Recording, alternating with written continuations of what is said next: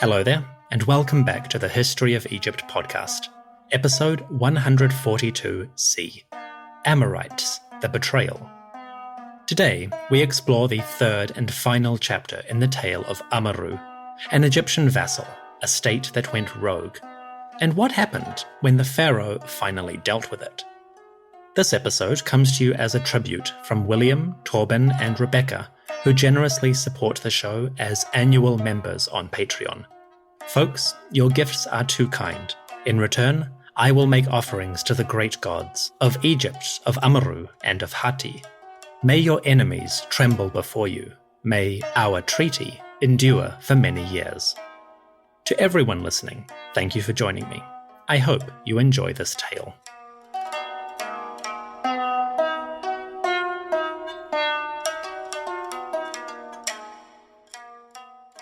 In the last years of Akhenaten, a small kingdom in Lebanon was causing trouble.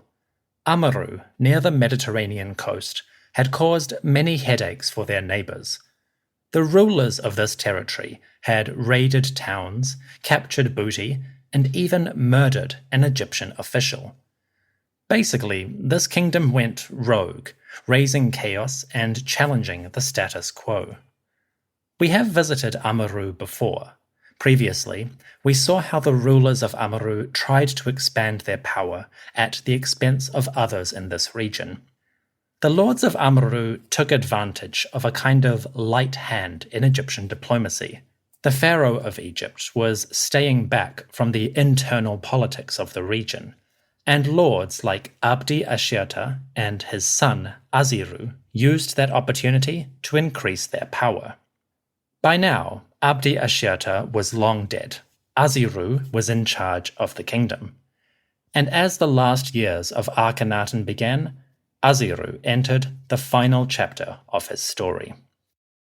Up until now, it seems like the Egyptians were not getting that involved. But just before his death, Akhenaten did start to deal with this problem. The king of Egypt had been quiet for some time, but now he took action. In the later years of his reign, Akhenaten summoned Aziru, lord of Amurru, to visit him in Egypt. The king wanted to see Aziru, to speak with him, and to receive his explanation.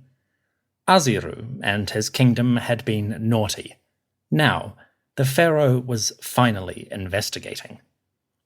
One of the Amarna letters preserves a message that Akhenaten, king of Egypt, sent to his vassal. The fact that we have this letter is quite remarkable. For the most part, the Amarna archive preserves messages from foreigners to the king. The replies that Akhenaten sent don't survive as often. So in this letter, we actually get to hear what Akhenaten said.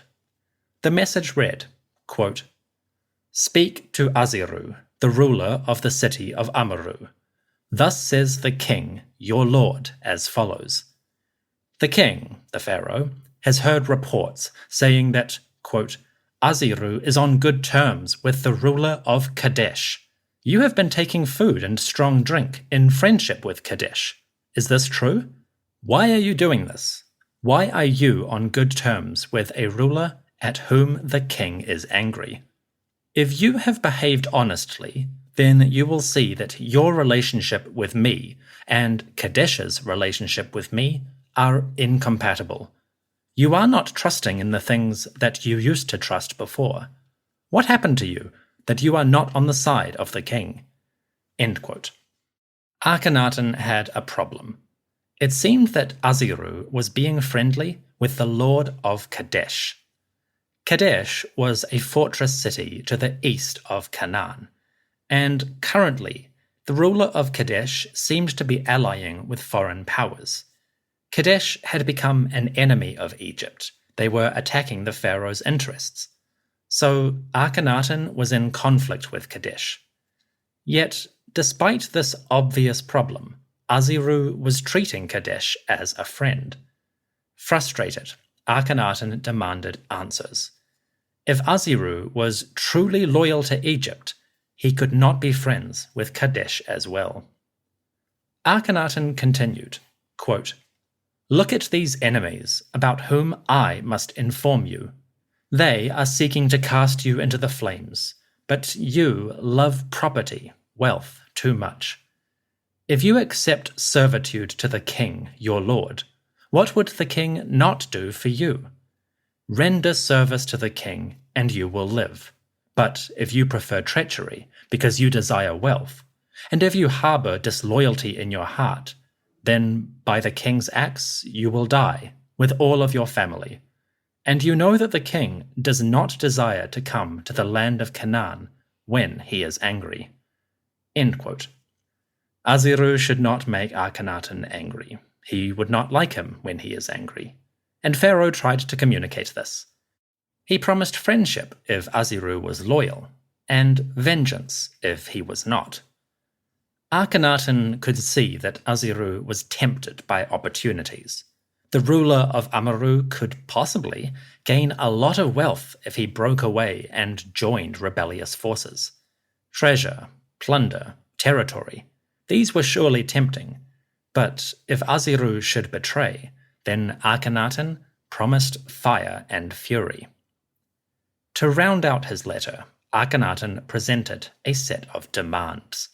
Quote, "Now the king, your lord, has sent to you the names of his enemies. So send these people to the king, your lord.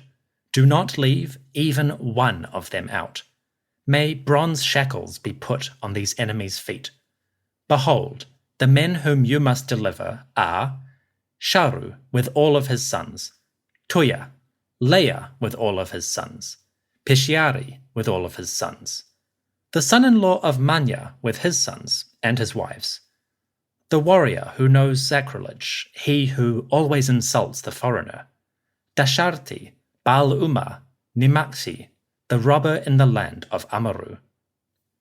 May you know that all is well with the king, like the sun god in heaven. His troops and chariots are numerous, from the southland to the northland. It is all very well." End quote. Akhenaten had a list, a group of people whom he considered to be enemies. Apparently the king of Egypt had a good idea of who exactly was causing trouble, and he demanded that Aziru turn these men and their families over. The prisoners should come in chains, captives of the king. And just to remind Aziru, Akhenaten signed off, saying that he had many chariots and many soldiers. The message was clear: submit, or I will come for you. Akhenaten's threats against Aziru are a fascinating glimpse at the pharaoh's personality. Obviously, the message has been filtered through layers of translation. First, translated from Egyptian to Akkadian, and then from Akkadian to English. So many of the nuances are probably lost. But the image of Akhenaten, stern and commanding, issuing his orders for a distant vassal, that is compelling. Whether he had the power to enforce this or not is another matter.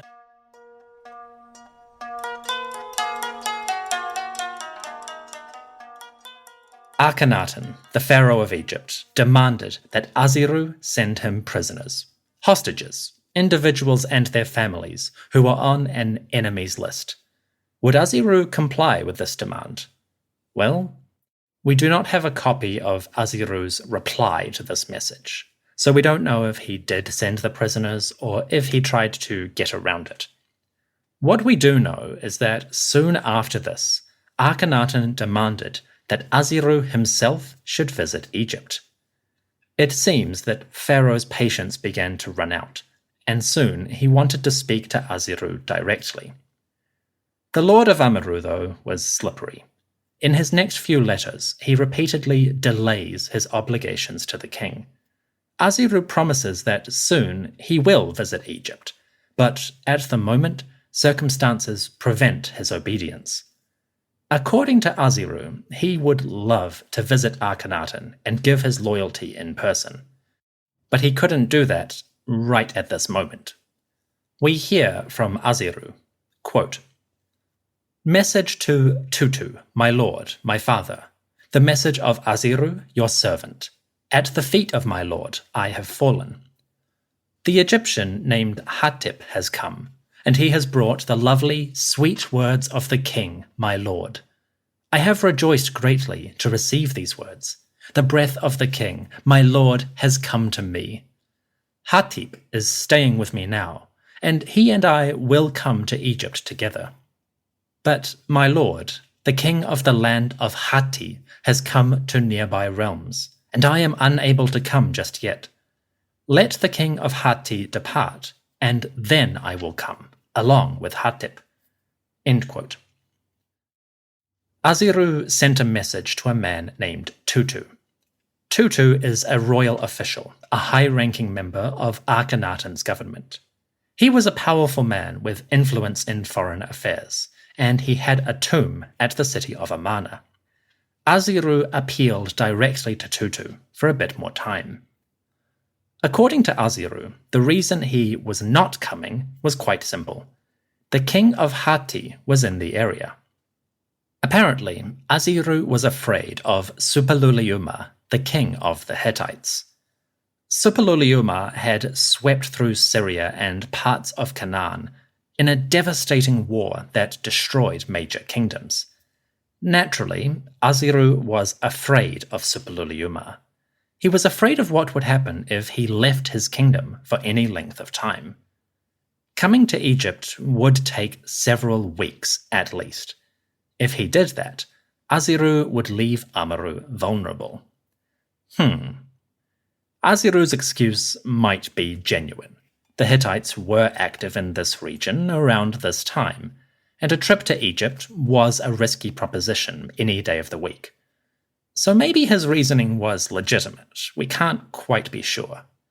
What we do know is that eventually Aziru came through. He delayed for a while, and there are several messages promising to come very soon, just next week. I'm on my way, I swear.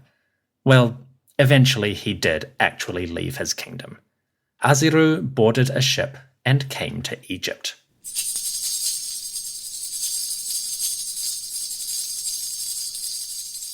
We don't know if Aziru actually met the pharaoh in person.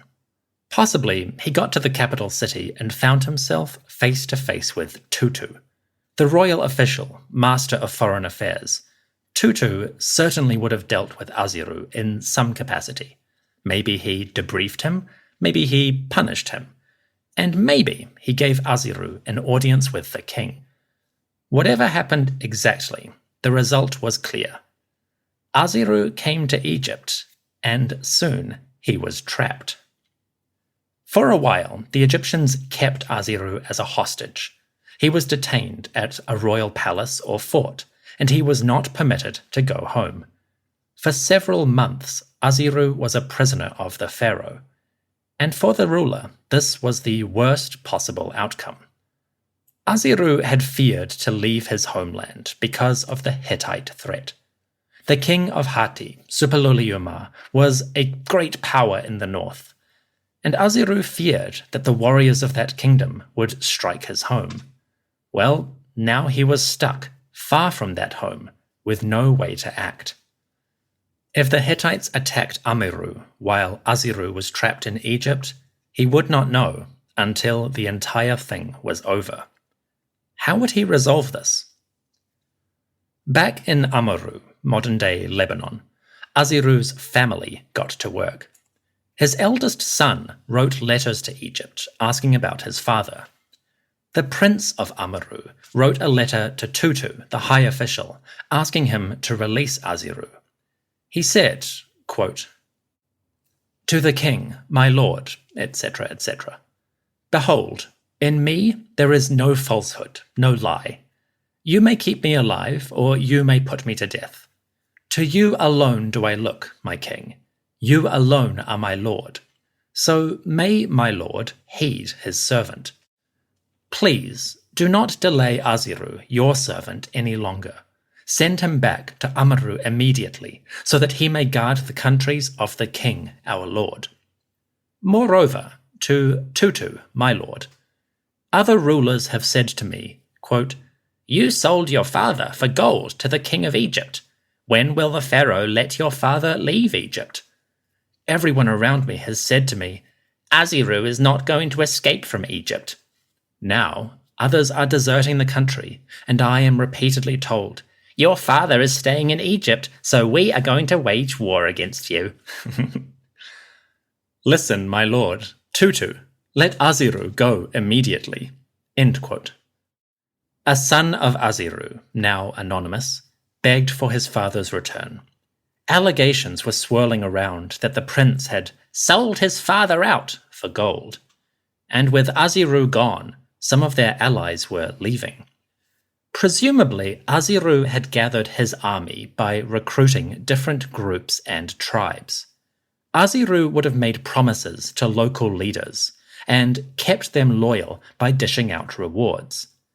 Now, though, the lord of Amurru was gone, and at the moment, it seemed like he wouldn't return. With that dark cloud hanging over them, the armies of Amurru might have started to dissolve. That might sound like a good thing, and in some respects it was, but at the same time, it was a problem. Aziru and his kingdom had become powerful. They had made themselves a potent force in the region. If this coalition, this army, disintegrated, it would not just go back to the fields. Warriors, tribes, and leaders would start to raid and plunder. They would become brigands and cause further disruptions in the area.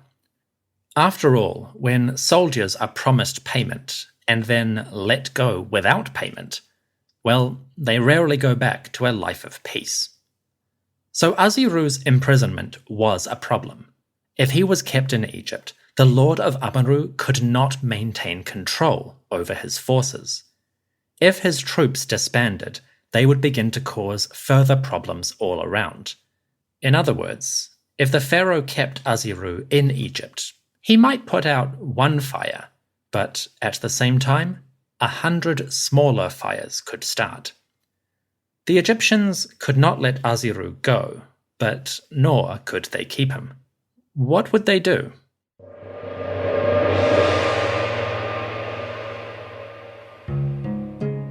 In the last years of Akhenaten, Aziru came to Egypt. The lord of Amurru became a prisoner, while the Egyptians decided what to do with him. In his absence, Amurru was vulnerable. If the situation did not resolve itself soon, there might be calamity. In Chapter 2, we explore the aftermath of this event. What happened to Aziru and his kingdom in the wake of his imprisonment? That is after the break. See you in a moment.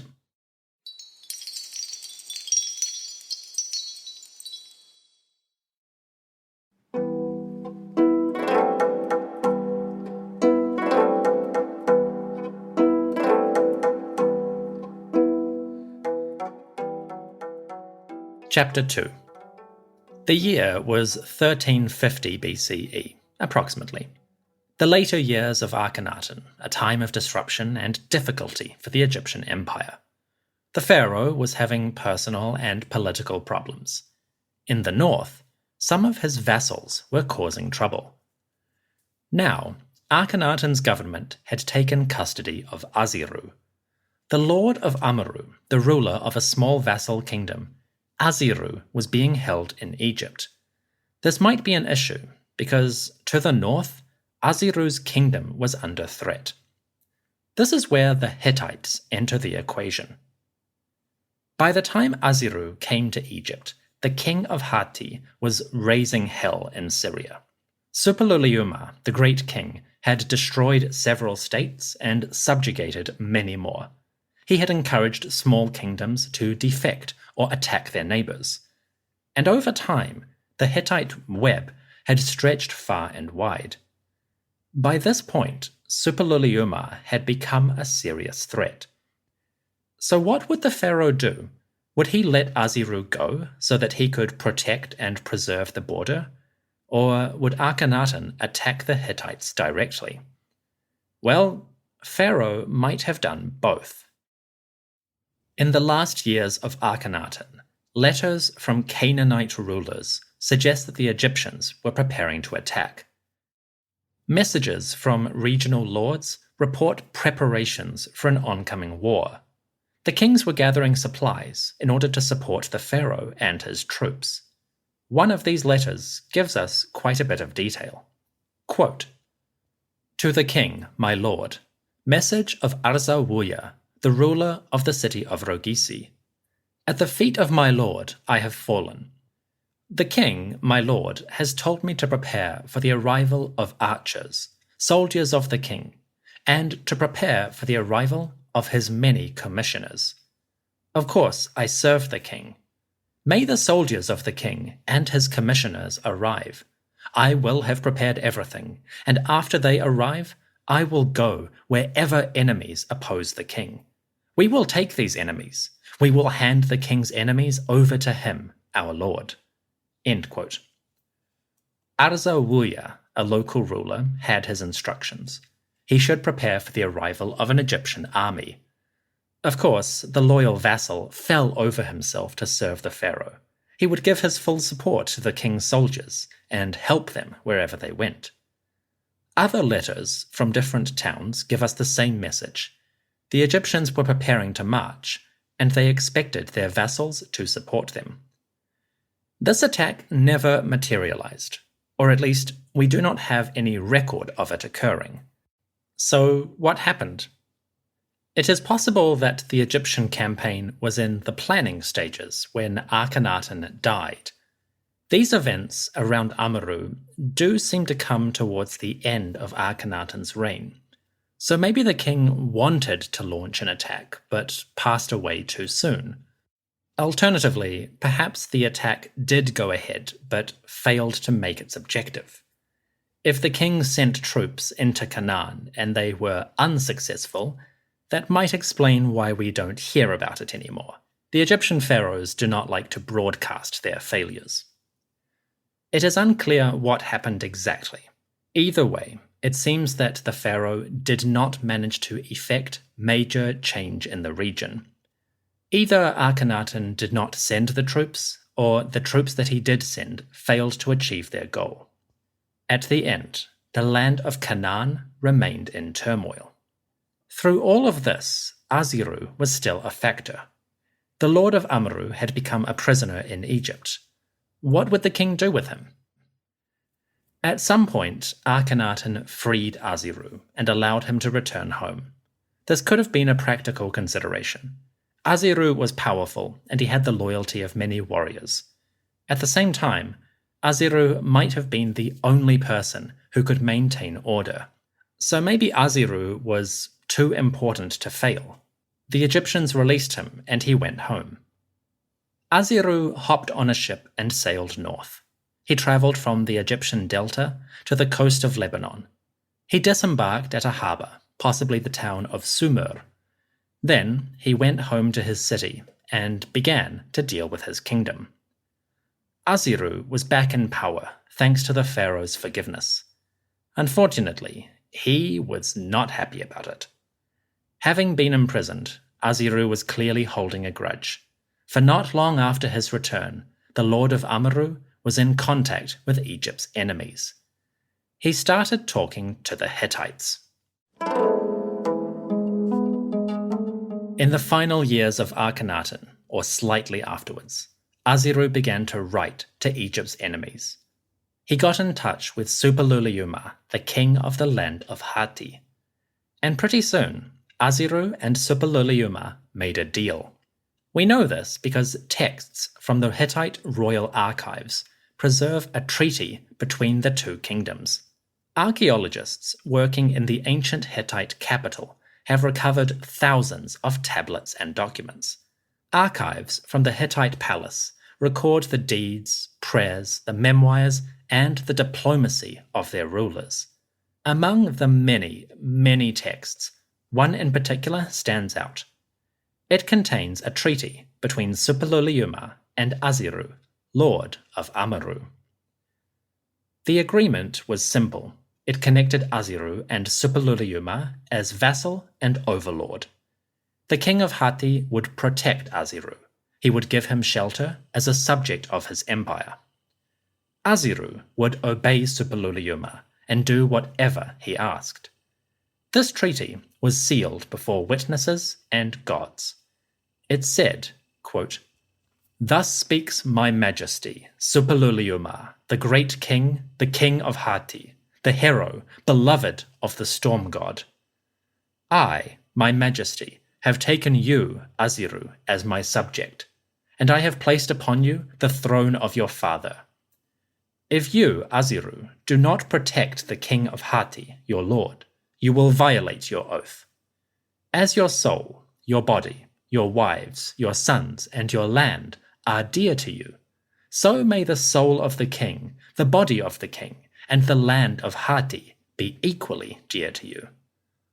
Your tribute will be 300 shekels of gold, top quality, every year. You shall weigh this gold according to the weights used by the merchants of Hatti. You, Aziru, must come to my majesty, your lord, every single year." End quote. The oath was simple but hefty. A yearly tribute of 300 golden shekels. In the Hittite kingdom, a shekel was approximately 12 grams of metal. So 300 shekels was 3,600 grams of gold. It is exceptionally difficult to convert ancient currencies to modern. But if we take the really simple approach, at the time I'm recording this, gold is trading at approximately $60 per gram. So the annual tribute was worth about $216,000. That might not sound like much, but it was a huge outlay. Aziru had to provide that amount every single year. Aziru was paying Suppiluliuma a lot for his friendship. What was he getting in return? Well, it's not exactly clear.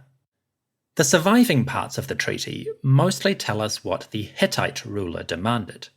The text goes on and on about what Aziru will do for Suppiluliuma. Aziru will send tribute. He will assist in times of war. He will return any fugitives or runaways. He will always speak in favor of Hatti and never go against them. He will obey the great king, and if he breaks any of these oaths, he will suffer the curses of the gods. In return, well, there isn't much. In exchange for Aziru's gifts and his loyalty, Suppiluliuma will graciously send warriors and noblemen to the cities of Amurru. Chariots and soldiers will come to Aziru's towns, for his protection, of course. And Aziru will treat these warriors, these nobles, like family. Frankly, it kind of sounds like a protection racket, like the deal was getting worse all the time. Hopefully, Suppiluliuma did not alter the treaty any further. So, the king of Hatti made a treaty with Aziru, ruler of Amurru. This treaty does not sound particularly generous or even helpful for Aziru himself. So why would he agree to it? Well, I think we can assume that Aziru accepted this treaty out of fear. Fear of the Hittites, fear of what Suppiluliuma could do, and perhaps fear that Egypt, the pharaoh, might attack him for his crimes. After all, Aziru and his father had spent years breaking one rule after another. At some point there would be a reckoning. Maybe Aziru accepted this treaty because he was afraid not to accept it. The Amorite lord, Aziru, and the king of Hatti, Suppiluliuma, signed their treaty. To formalize the agreement, the great king summoned the gods themselves as witnesses. In the final sections of the text, we learn how Suppiluliuma guaranteed these promises. The king said, quote, "I, Suppiluliuma, have summoned the 1,000 gods to assemble for this oath, and I have called them as witnesses. Great gods including Huwasana, Tapisuwa, Kuni Yawani, the mountain dweller gods, the mercenary gods, Erish Kigal, all the male deities and female deities of Hatti, all the male deities and female deities of Amurru, All the primeval deities, like Nara, Namsara, Minki, Tuhusi, Amunki, Amizadu, Alalu, Antu, Anu, Apantu, Enlil, Ninlil, the mountains, the rivers, the springs, the sea, heaven and earth, the winds and the clouds.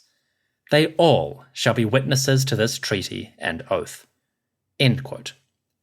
Now that is how you formalize an agreement. Suppiluliuma called on the very powers of sky, water, earth, and wind as his witnesses. Great gods, some of the most powerful beings in the world, would guarantee this treaty. I wonder if Aziru was a pious man, and if so, how he felt about that kind of deal.